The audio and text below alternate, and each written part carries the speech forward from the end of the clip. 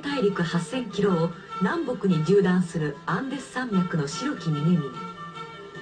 カーニバルが行われる国ボリビアはその真ん中、標高4000メートルの雲の上にあります。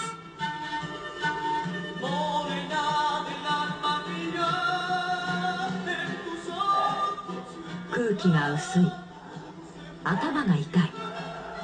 富士山より高いこの地で英吾さんはまず高山病の洗礼を受けます。カーニバルの旅出発前夜、懐かしい友との再会が英吾さんを待っていました。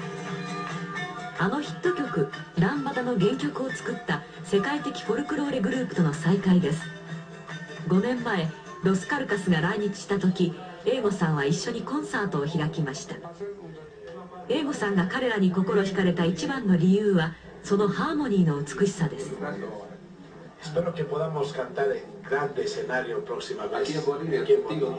本当マジに一度ね、川島さん、ボリビアでコンサート一緒にやりましょうよ。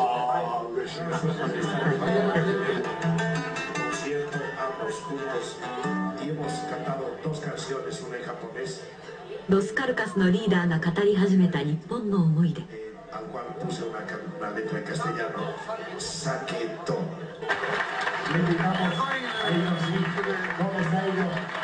おや、突然ステージに呼ばれる英吾さん。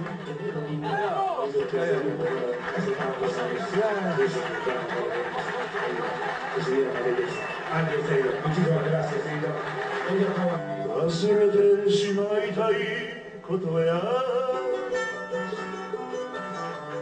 どうしようもない寂しさに。いやー、この拍手がね嬉しいですね。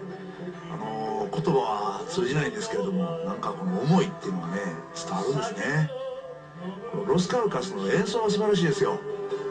この「酒と涙と男と女」っていうのは僕はもう何度も何度も歌い続けてきた歌なんですけれども、新しいこのフォルクローレの歌として蘇ったような感じがしますね。